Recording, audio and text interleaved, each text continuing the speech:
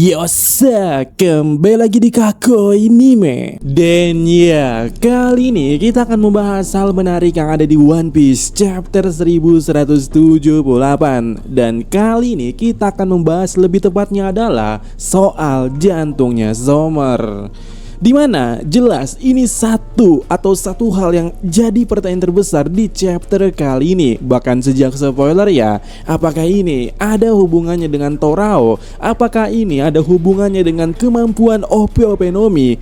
Dan inikah alasan kenapa OP-OP Nomi dihargai atau bahkan diincar oleh World Government? Ya, itu yang jadi pertanyaannya. Tetapi setelah melihat gambar chapternya, ini tetap menjadi suatu pertanyaan kembali, apakah ini emang ada hubungannya dengan Torao atau OP-OP Nomi atau tidak sama sekali. Karena seperti yang kalian lihat di sini, jantung yang dimiliki oleh Zomer ini itu seperti logam yang memiliki sistem semacam mekanis atau mekanik atau semacamnya lah. Dan benar, secara look atau penampilan saja itu tidak ada mirip-miripnya dengan kemampuan Torao yang mencopot jantung. Tapi perlu diingat, konsepnya sama atau tetap sama, yaitu memungkinkan seseorang tetap hidup walaupun jantungnya tidak berada di dalam tubuhnya. Sehingga seharusnya ini ada hubungannya dengan OP-OP Nomi. Dan kenapa bentuk ini berbeda dengan jantung yang diambil atau dengan tekniknya Law tersebut? Karena ya mungkin beda teknik. Pada gambar ini, Law hanya mengambil jantung dari targetnya, tetapi pada jantung yang dimiliki oleh Zomer ini itu mungkin adalah teknik atau hasil dari operasi keabadian, yang pastinya kita semua tahu itu adalah sesuatu yang bisa dilakukan oleh OP-OP Nomi. Dan sekarang aku ingat pernah membahas soal cover color spread yang ada di video ini. Cara terakhir, Law akan mengabadikan Luffy, Beppo akan membawa Torao ke Mugiwara Ichimi. Dan ya itu video udah lama ya, 2 tahun yang lalu. Tapi di video tersebut secara singkatnya kita membahas soal Law yang akan bermain atau setidaknya masih punya peran atau plot penting untuk Luffy. Karena ada di cover ini tertulis satu kalimat, Circuit du Soleil 1967. Dan bagi yang belum tahu, di sini atau lebih tepatnya dulu kita sering membahas cover color spread ya, dan selalu ada detail tersembunyi dari Oda yang digambarkan di cover tersebut, dan biasanya bisa dibilang sebagai spoiler atau bahkan clue untuk cerita ke depannya. Contoh, pada cover ini dengan jelas menunjukkan Kanjuro pengkhianat. Pada cover ini ada chapter di mana Jinbe kembali ke Wano, tapi tentu saja tidak semuanya berakhir dengan suatu hal yang benar. Kadang keliru dan sangat keliru. Akan tetapi di cover ini tertulis kalimat Circuit du Soleil 1967. Pertama, apa itu Circuit du Soleil? Secara singkatnya itu seperti kelompok sirkus yang banyak mengadakan pertunjukan. Dan salah satu pertunjukan yang paling beda dari yang lainnya dan paling unik itu adalah pertunjukan yang bernama Curious Cabinet of Curitus, di mana konsep pertunjukannya pada edisi tersebut itu unik banget. Dunia steampunk penuh dengan imajinasi, kayak gabungan mesin tua, mimpi dan fantasi. Bahkan dimunculkan satu karakter manusia setengah mesin. Jadi ya, secara singkatnya pada kalimat Circuit du Soleil ini adalah pertunjukan manusia setengah mesin. Lalu apa yang menarik dengan 1967? Nah, menariknya adalah tahun itu 1967 adalah tahun dimana pertama kali dilakukan operasi transplantasi jantung di dunia ini. Oke, sampai di sini ku yakin kalian semua sudah tahu maksud dan arahku mau kemana. Yap, dari gabungan kalimat ini secara dasarnya adalah operasi transplantasi jantung setengah mesin. Jadi ya, di cover ini menjelaskan bagaimana transplantasi jantung mesin yang bisa dilakukan oleh OP-OP Nomi. Dan sekarang aku yakin, aku benar-benar cukup yakin 100% bahkan mungkin 1000% dari apa atau atas apa yang sedang kupikirkan saat ini. Pertama, yang ada di cover story Enel pada mural yang ini adalah proses operasi keabadian jantung mesin pada automata. Dan ini akan jadi alasan paling masuk akal dan paling logis kenapa automata ini bangkit setelah dialirkan listrik oleh Enel. Yap, konsep jantung pada dasarnya memungkinkan berdetak kembali setelah dialirkan oleh listrik. Apalagi jika jantung tersebut memiliki sistem mekanis, ya kan? Kedua, sekarang aku yakin bahwa kenapa Harald bisa mati itu karena jantungnya belum dioperasi keabadian menjadi jantung setengah mesin. Kenapa? Karena di timeline 14 tahun yang lalu, OP Nomi itu sudah dimakan oleh Lau 2 tahun sebelumnya, alias 16 tahun yang lalu saat Lau masih 10 tahun. Jadi, jika kalian yang masih bingung kenapa Harald mati terkena serangan petir sementara Sommer masih hidup, itu karena jantung mesin ini Harald tidak punya. Walaupun regen hancur kena petir, tapi jantung mesinnya justru makin kuat kalau dialirkan listrik. Makanya kalian bisa lihat jantungnya Sommer ini ya sangat klimaks di puncak detakannya karena habis diserang oleh Loki dan Luffy yang menggunakan petir. Sehingga sekarang mungkin kita akan bertanya-tanya, jadi apa kelemahan jantung mekanik mesin ini? Ya jelas tidak ada yang tahu ya apakah kelemahan dari jantung ini itu apa. Tapi kalau kita melihat automata yang ada di bulan itu kan sempat tidak aktif ya.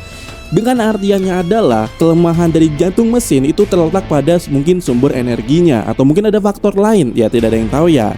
Namun jelas di sini kemungkinan terbesarnya jantung mesin ini adalah teknologi yang sempat dibicarakan oleh Vegapunk. Seberapa canggih suatu teknologi di abad kekosongan, bahkan mungkin lebih dari itu, yang belum bisa Vegapunk copy bahkan di era teknologi saat ini. Dan salah satunya itu mungkin adalah jantung mesin ini yang bisa membuatmu abadi.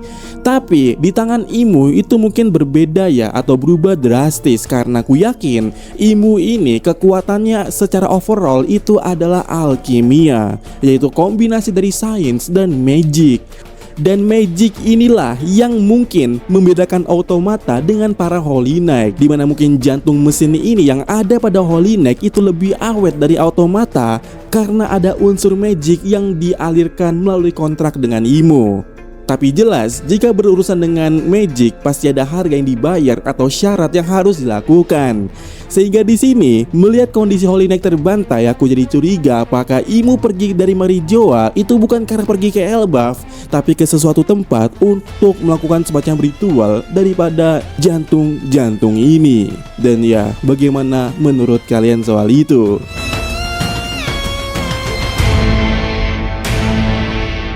Sesi komentar dari Ade. Hayo, jadi Imu mau kemana?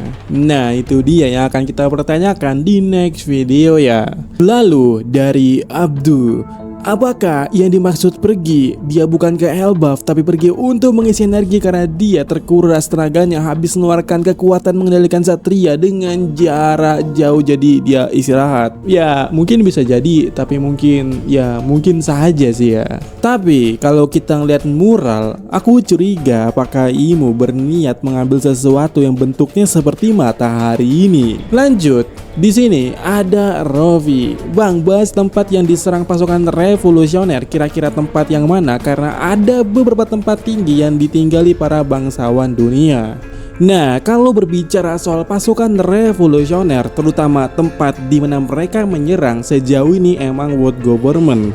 Tapi diketahui targetnya adalah menyerang tempat pabrik atau mungkin lebih tepatnya penyimpanan pasokan upeti-upeti yang dikirimkan oleh beberapa kerajaan untuk world government. Itulah yang diserang karena tujuan pasukan revolusioner saat itu ingin memutuskan saluran distribusi makanan ke tempat world government dan berharap atau bertujuan untuk membuat para Tenryubitot kelaparan. Dan benar, saat itu sedang terjadi saat ini. Para Tenryubitot itu kelaparan. Cuman setelahnya itu kan udah selesai ya masalah itu. Setelah Kuma diambil alih oleh pasukan revolusioner dari world government, semuanya tampak sudah normal. Namun di Elbaf kemarin, waktu Imu pertama kali datang ke Elbaf, Imu bilang kondisi Marijoa sedang darurat, di mana banyak api atau lautan api lah terjadi di sana. Dan ini masih tanda tanya siapa sebenarnya yang menyerang hal tersebut. Tapi yang pasti seharusnya konfliknya sudah beda. Karena apa? Karena sebelumnya semua orang sudah mendengar berita dari Vegapunk bahwa dunia akan banjir. Dan satu-satunya tempat aman saat ini jelas adalah sesuatu yang ada di dataran tinggi, terutama di Marijoa. Nah pertanyaannya, apakah yang menyerang Marijoa saat ini adalah mereka yang ingin menempati Marijoa karena takut dunia kebanjiran? Kemudian dari Asta, dilihat situasi di chapter ini sudah kembali tenang dan mereka sudah pada bisa merasa lega. Bukankah mereka meremehkan world government? Ini sih kayaknya pertanda ketenangan dan rasa lega hanya untuk sementara, sebelum nantinya akan ada kekacauan ataupun tragedi pembantaian besar yang akan dilakukan Imu yang sedang OTW ke Elbaf. Nah itu mungkin karena apa? Karena Oda setidaknya menjanjikan kalau arc Elbaf ini akan ditutup dengan suatu ledakan. Nah pertanyaannya sekarang, apakah itu sudah terjadi atau belum? Jika sudah terjadi, maka ya sudah, berarti selesai. Tapi jika belum terjadi, maka siap-siap saja. Lalu dari Axel, apakah Luffy selalu kelelahan setiap menggunakan perubahan wujud? Dulu Luffy juga mengalami sama ketika memakai gear 2, 3, 4, yang sekarang di gear 5 juga sering kelelahan saat digunakan. Dan Loki ketika terlalu lama memakai wujud besar naganya juga seperti kelelahan. Mungkinkah itu karena baik Sun God Nika dan Nidhogg memiliki kekuatan yang terlalu besar dan tubuh Luffy dan Loki belum mampu menampung kekuatan yang besar itu? Kekuatan sebesar Sun God Nika maupun Nidhogg pasti membebani tubuh penggunanya. Baik Luffy atau Loki belum memaksimalkan potensi terbesar dari masing-masing kekuatan itu. Dan itu ada benarnya. Karena begini, kalau kita ngelihat sejauh ini aja ya, dari gear 2 atau gear second, gear 3, bahkan ya gear 4, Luffy itu selalu punya efek samping ketika baru menguasainya. Tapi setelah udah lama menguasainya seperti gear 2, 3, bahkan 4, itu efeknya ada berkurang lah, atau bisa dibilang hampir tidak ada efeknya. Dan jangankan efeknya, bagaimana cara Luffy menggunakannya juga udah berubah. Pada awal gear second, Luffy harus berpose seperti ini. Tapi ketika sudah selesai jauh daripada itu atau setelah time skip, Luffy dengan mudah masuk ke gear 2 tanpa harus pose seperti itu. Jadi itu tadi ya, tergantung bagaimana perkembangan mereka dalam menguasai buah iblisnya. Gak ada rencana nambah stiker member Kamin? Oke, iya ya, lupa ya, ntar dah kita tambah.